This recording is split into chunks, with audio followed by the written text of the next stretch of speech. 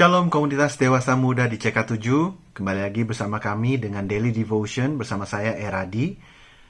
Hari ini saya akan menyelesaikan 3 part series yang sudah saya kerjakan untuk Daily Devotion yang saya berikan judul Stepping Up. Kalau yang pertama kita berbicara tentang visi, hidup kita harus mempunyai visi untuk bisa kita menggapai tanah perjanjian kita dalam hidup kita. Yang kedua kita berbicara tentang kita harus punya rencana itu termasuk dalam rencana itu adalah kita harus mengamati, kita harus memperhitungkan, kita harus mempelajari apa yang kita mau gapai. Dan hal yang ketiga yang saya mau bagikan akan saya teruskan cerita tentang ke-12 pengintai yang masuk ke dalam tanah perjanjian. Dikatakan Bilangan 13 ayat 27, setelah mereka mengintai selama 40 hari, dikatakan mereka menceritakan kepadanya, kami sudah masuk ke negeri kemana kau suruh kami. Dan memang negeri itu berlimpah-limpah susu dan madunya. Dan inilah hasilnya. Jadi mereka bawa hasil contohnya, sampelnya gitu ya, dengan luar biasa. Dia katakan gini, mereka katakan, hanya bangsa yang diam di negeri itu kuat-kuat dan kotanya berkubu-kubu dan sangat besar. Juga keturunan Enak telah kami lihat di sana. Orang Amalek diam di tanah Negeb, orang Het, orang Yebus, dan orang Amori diam di pegunungan. Orang Kanaan diam sepanjang laut dan sepanjang tepi sungai Yordan. Kemudian, saya suka sekali kata kemudian ini, dikatakan bahwa kemudian Kaleb mencoba menenteramkan hati bangsa itu. Di hadapan Musa katanya, tidak. Kita akan maju dan menduduki negeri itu sebab kita pasti akan mengalahkannya. Tetapi orang-orang yang pergi ke sana bersama-sama dengan dia berkata, kita tidak dapat maju menyerang bangsa itu karena mereka lebih kuat daripada kita. Juga mereka menyampaikan kepada orang Israel kabar busuk tentang negeri yang diintai mereka. Dan mereka berkata, negeri yang telah kami lalui untuk diintai adalah suatu negeri yang memakan penduduknya. Wow.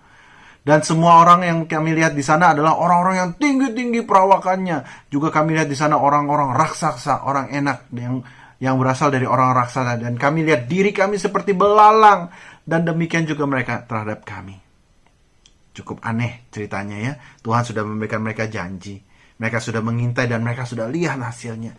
Tetapi ke-10 pengintai yang lain selain Yosua dan Kaleb, mereka mempunyai paradigma yang berbeda dengan Yosua dan Kaleb. Mereka dikuasai dengan yang namanya ketakutan. Artinya apa? Yosua dan Kaleb mempunyai roh yang berbeda dibandingkan 10 orang lainnya. Nah, artinya apa? Poin ketiga yang saya mau bagikan kepada teman-teman yaitu pada saat kita mau menggapai kehidupan yang lebih baik dalam hidup kita, kehidupan yang lebih berkelimpahan bagi kita, supaya kita bisa menjadi berkat buat banyak orang, kita mesti menjadi pribadi yang tidak dikuasai oleh ketakutan. Kenapa kita tidak boleh dikuasai oleh ketakutan? Karena satu, ketakutan selalu akan melebih-lebihkan fakta yang ada. Kita lihat di cerita ini, mereka katanya, wah bangsa itu memakan orang, wah bangsa itu raksasa, wah kita ini seperti grasshopper, seperti kecil dibandingkan mereka. Apa betul seperti itu? Lihat, pada saat spirit of fear, roh ketakutan itu mempengaruhi mereka, paradigma mereka menjadi kacau. Yang semestinya menjadi bagian dari mereka, janji Tuhan yang Tuhan sudah berikan, mereka tidak mau gapai. Kenapa? Karena mereka takut. Nah, firman Tuhan, saya ingat, for God did not give us a spirit of fear. Tuhan tidak memberikan kita roh yang penuh dengan ketakutan, tetapi Dia berikan kita roh, spirit of sound mind, dengan damai sejahtera. Dia berikan kepada kita. Jadi teman-teman, jika engkau mau menggapai hidupmu, pastikan engkau tidak hidup di dalam ketakutan. Ya, memang living your comfort zone is menakutkan. Ya, saya agree. Tetapi do it anyway. Kenapa? Karena jika kita menginginkan sesuatu yang kita belum pernah punya sebelumnya, kita harus mau melakukan hal-hal yang tidak pernah kita lakukan sebelumnya.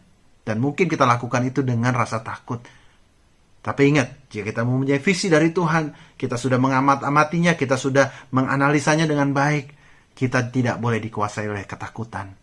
Fear itu bisa disingkat menjadi forget everything and run. Itu mungkin pilihan kita juga. Forget everything and run. Atau fear, face everything and rise. Saya berdoa kita semua menjadi bagian yang kedua. Walaupun kita mempunyai ketakutan, tetapi kita akan berani menghadapinya. Dan kita menjadi pemenang. Dan kita bisa meraih janji Tuhan, hidup yang berkelimpahan di dalam hidup kita. Sekian Daily Devotion, semoga memberkati saudara-saudara. Keep tuning in, tolong di like and subscribe di YouTube channel GBI PRJ dan juga Instagram 2PM. God bless you.